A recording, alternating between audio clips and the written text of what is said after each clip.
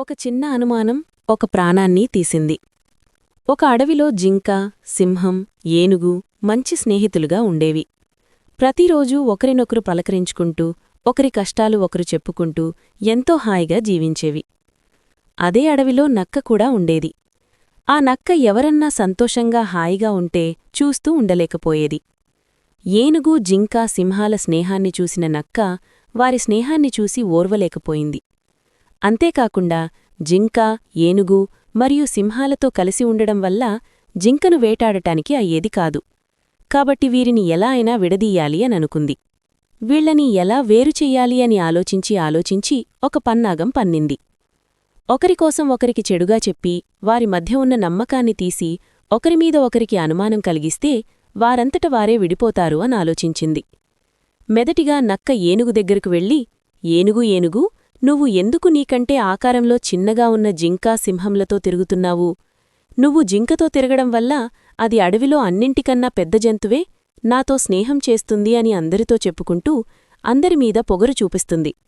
సింహమేమో నువ్వు ఎప్పుడు ఏమరపాటుగా ఉంటావో అప్పుడు నిన్ను చంపివేద్దాము అని చూస్తుంది అని చెప్పింది. తర్వాత సింహం దగ్గరకు వెళ్ళి, సింహం నువ్వెందుకు నీకంటే బలహీనులతో స్నేహం చేస్తున్నావు? నువ్వు వారితో స్నేహం చేయడం వల్ల జింకా, ఏనుగులు నీ అండతో అడవికి రాజుల్లాగా అధికారం చెలాయిస్తున్నాయి అని చెప్పింది.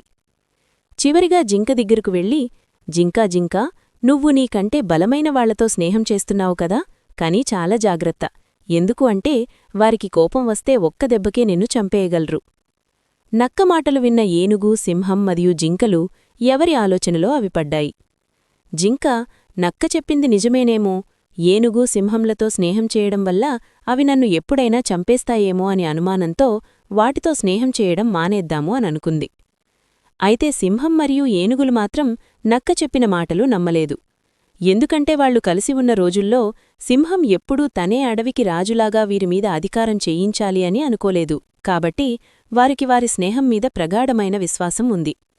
అందువల్ల సింహం మరియు ఏనుగులు ఎప్పటిలాగానే వారు రోజూ కలుసుకునే స్థలమునకు చేరుకున్నాయి. అయితే జింక మాత్రం అక్కడికి రాలేదు.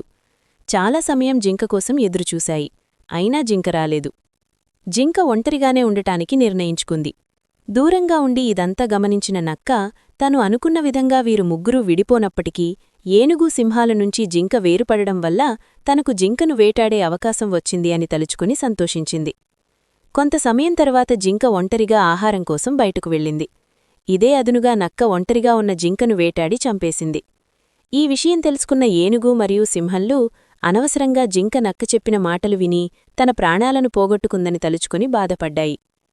జింక చనిపోవడం వల్ల ఒంటరి అయిన జింకపిల్లను చూసి చలించిన ఏనుగు, సింహాలు నక్కబారినుంచి మన స్నేహితున్నైతే కాపాడలేకపోయాము, కనీసం జింకపిల్లనైనా కాపాడదామనుకుని జింకపిల్లను పెంచుకున్నాయి.